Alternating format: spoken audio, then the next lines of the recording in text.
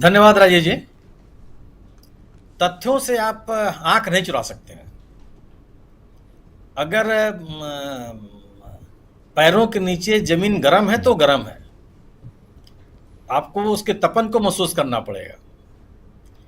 ठीक है, आप कहते हैं कि यह हम एक स्कीम हम लाए थे इलेक्टोरल बॉन्ड के लिए, इसमें सबको पता चल रहा है कि किसने किसको मदद दी। सवाल है कि क्या इस कानून में इस बात का प्राविधान था कि कौन किसको चंदा दे रहा है, इसकी जानकारी सार्वजनिक होगी? आपकी सरकार ने सुप्रीम कोर्ट में खड़ा होकर कहा है कि आम नागरिकों को यह जानने का अधिकार ही नहीं है कि किस पार्टी को किसने चंदा दिया। आपकी सरकार ने जो कानून पारित किया संसद से, उसमें व्यवस्था दी गई थी कि इस बात की जानकारी सार्वजनिक नहीं की जाएगी। जो बैंक लेन देन कर रहा था वो अभी इसको सार्वजनिक नहीं करेगा। तो आप कैसे कह सकते हैं कि आपके कानून में इस बात का प्राविधान था? आपने उस कानून में तो पूरे प्राविधान किए कि इस तथ्य की जानकारी किसी को नहीं होनी चाहिए, और इसी का दुष्परिणाम था कि आप मनमाने तरीके से चंदा लेते रहे और किसी को जानकारी नहीं थी। सर्वोच्च न्यायालय का हस्तक्षेप न हुआ होता, यह पूरा का पूरा कानून गैर संवैधानिक घोषित नहीं हुआ होता, तो क्या किसी को जानकारी हो पाती? क्या आपके सरकार के प्रयासों से ऐसा नहीं हुआ। सरकार ने इस तरह का कानून नहीं तैयार किया। सरकार ने काले धन को बढ़ावा दिया। अगर कोई कंपनी जिसकी कुल पूंजी 10 करोड़ रुपए की है, वह अगर कंपनी 110 करोड़ रुपए चंदा दे देती है, तो पैसा कहां से आया? वो कम से कम सफेद धन तो नहीं है। अगर कोई कंपनी इस कानून के पास होने के बाद अस्तित्व में आती है और सरकार को, सत्तारूढ़ दल को करोड़ों रुपए चंदा दे देती है, तो जिसका व्यापार ही नहीं हुआ वो कहां से इतना पैसा लेके चलिए? काला धन कहते किसको है? हमारी आपकी सामान्य जानकारी यही है ना कि जिस आय का स्रोत नहीं पता है वो काला धन है। अगर स्रोत हमको पता है तो काला धन नहीं है, सफेद धन है। नई कंपनी के पास पैसा कहां से आ गया? ये तो मोटे तौर पर दिखाई पड़ रहा है। ऐसी कंपनियां जिनसे आपने चंदा लिया और उन कंपनियों को अरबों रुपए का आपने ठेका दे दिया, एक कौन सा सफेद धन है? क्यों भ्रष्टाचार नहीं है?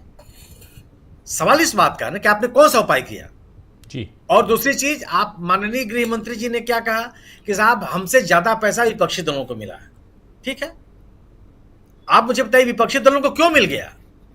किसी को भी इस तरह का नैतिक पैसा क्यों मिला? आपका काम, आपने दावा किया था कि चुनाव में काले धन के दुरुपयोग को रोकेंगे। ये भाषण दिया था आपने इस कानून को पास करते समय, और आप ये कहिए कि साहब हमको तो पैसा मिला ही मिला, विपक्षियों को ही मिला।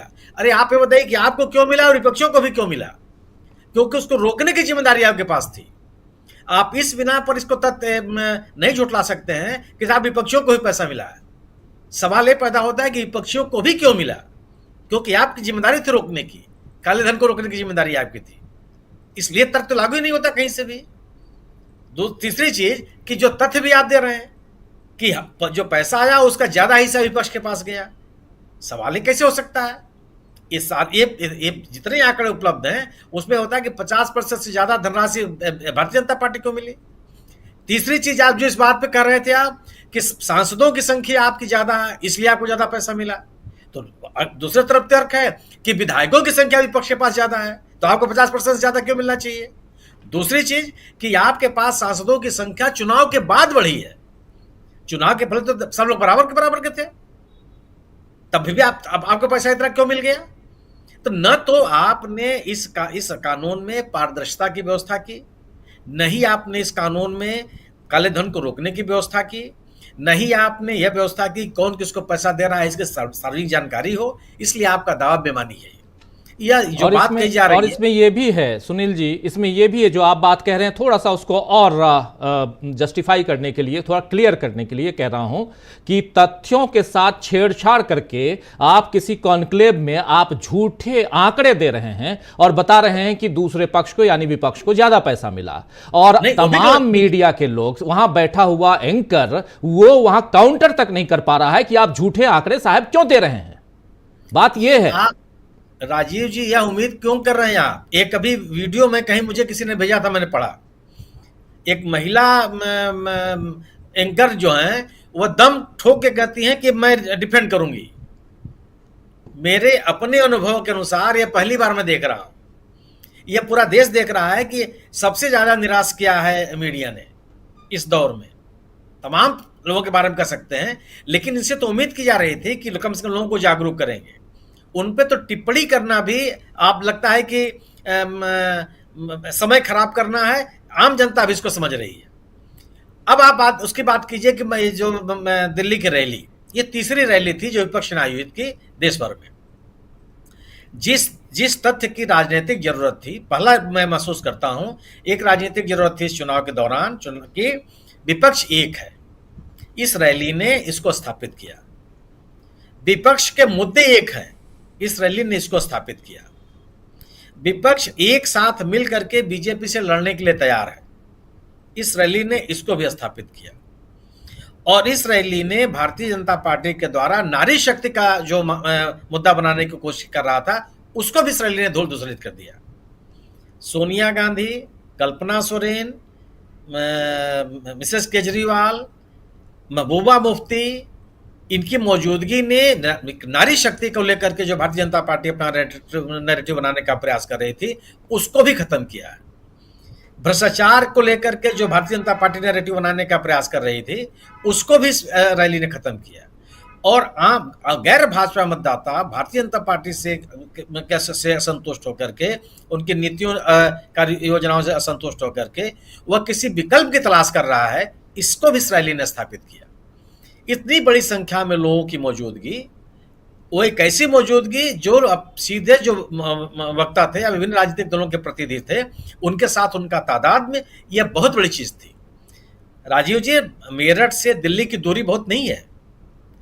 रोज लोग दिल्ली से मेरठ से दिल्ली आते हैं और दिल्ली से मेरठ वापस जाते हैं जी। दोनों रैलियों की तुलना कर लीजिए आप, दोनों रैलियों में मौजूद लोगों की बॉडी लैंग्वेज आप देख लीजिए, ये समझ में आएगा कि किस तरह के लोग इस रैली में आए। और यह पटना और मुंबई से पहुंचते हुए दिल्ली की रैली एक सशक्त रूप में अपने आप को स्थापित की। और 28 के 28 राजनीतिक दलों के लोगों की मौजूदगी और अपने मुद्दों पर एकदम कंसंट्रेट होना कि वो हमारे जो मुद्दे हैं, लोकतंत्र का मुद्दा लेकर के, लोगों को बेहतर जीवन देने के लिए, रोजगार चाहे महंगाई का मुद्दा हो, किसानों को कानूनी जामा देने के लिए, महिलाओं को, बेरोजगारों को बेहतर अवसर देने के लिए, जितने मुद्दे हो सकते हैं उन सही मुद्दों पर सभी विपक्षी दलों ने एक साथ बात रखी। गोया कि अगर उनकी बातों से आपने निष्कर्ष निकाले, जिसकी बात बार बार विपक्षी करते रहते हैं, इंडिया गठबंधन से संतुष्ट लोग करते रहते हैं कि कॉमन मिनिमम प्रोग्राम नहीं है। इन सबके भाषणों से कॉमन मिनिमम प्रोग्राम आ गया। साफ साफ होता है कि रोजगार उनके लिए महत्वपूर्ण है, महंगाई उनके लिए महत्वपूर्ण है, किसानों की बेहतरी उनके लिए महत्वपूर्ण है, बिजली उनके लिए महत्वपूर्ण है, शिक्षा और स्वास्थ्य उनके लिए महत्वपूर्ण है। साफ साफ इन्होंने कहा। और ये कहा कि भ्रष्टाचार के खिलाफ, भ्रष्टाचार को बढ़ावा देने की जो प्रवृत्ति भारतीय जनता पार्टी सरकार में पाई गई है, उस पर रोक लगाने की प्राथमिकता इनके लिए महत्वपूर्ण है। लोकतांत्रिक संस्थाओं को मजबूत करना इनकी प्राथमिकताओं में शामिल है। तो एक आप भी कह सकते हैं कि अपनी एकता को उन्होंने स्थापित किया, अपने कार्यक्रमों को उन्होंने स्थापित किया, एक साथ मिलकर के भारतीय जनता पार्टी सरकार से लड़ने की संकल्प को उन्होंने स्थापित किया, और जनता से जुड़ने की कोशिश का जो इनका प्रयास है, इसको उन्होंने स्थापित किया। और इन्हीं की आवश्यकता, इसी तथ्यों की आवश्यकता थी इस दौर में। एक राजनीतिक जरूरत महसूस करता हूं, और इसका मैसेज भी गया। अगर धर्मवीर गांधी जैसा आदमी कांग्रेस में शामिल हो जाता है, बीआरएस के चुने हुए जीते हुए एमपी बीआरएस को छोड़ के कांग्रेस में शामिल हो जाते हैं, राजस्थान में भारतीय जनता पार्टी के जीते हुए सांसद कांग्रेस में शामिल होते हैं, यह सामान्य बात नहीं है। हरियाणा से भी, इसलिए हरियाणा से भी, अरे हरियाणा में शामिल ही होना नहीं है। अगर हरियाणा का उल्लेख करेंगे तो भी उल्लेख कर लीजिए कि 11 में आधे से अधिक दलबदलू उम्मीदवार हैं आपके। वह पार्टी जो यह दावा करती है कि अपने छोटे से छोटे कार्यकर्ता का ध्यान रखती है। अरुण गोविल साहब छोटे से छोटे कार्यकर्ता कब थे मुझे नहीं पता। वह पंजाब हो चाहे हरियाणा, दोनों राज्यों की बात कर लीजिए आप, कितने दल बदलो उसमें शामिल है। और कितने भारतीय जनता पार्टी के अपने कार्यकर्ता हैं। तो न केवल हरियाणा में पार्टी छोड़ रहे हैं, बल्कि आप केवल और केवल दल बदलों के भरोसे आप निर्भर हैं। तो एक अकेला सब पे भारी यह नारा खारिज हुआ, ध्रुवीकरण का नारा आपका खारिज हुआ, संगठन आपका बहुत मजबूत है और आप पन्ना प्रमुख रखते हैं, यह आपका नैरेटिव खारिज हुआ इस चुनाव में। और आपके पास अपने मतदाताओं को अपने साथ जुड़े रहने की क्षमता है, यह भी नैरेटिव खारिज हुआ। उसके बरबक्स अगर आप विपक्ष की बात करते हैं तो विपक्ष के पास जो सबसे बड़ी आवश्यकता थी वो थी अपनी एकता को प्रदर्शित करना आम लोगों के बीच में। उसको दिल्ली की रैली ने स्थापित किया। और जो इस चुनाव में एक बड़ी बड़ी राजनीतिक जरूरत थी एक विपक्ष की एकता के विश्वसनीयता के लिए, उन लोगों के लिए जो भारतीय जनता पार्टी से असंतुष्ट थे और भारतीय जनता पार्टी के खिलाफ एक ऐसा विकल्प की तलाश कर रहे हैं जो मजबूती के साथ एक वैकल्पिक व्यवस्था देने में सक्षम हो। और यह आश्वासन, यह विश्वास केवल एकता प्रदर्शित करके दी जा सकती थी, जिसको इस रैली ने स्थापित किया है। जी।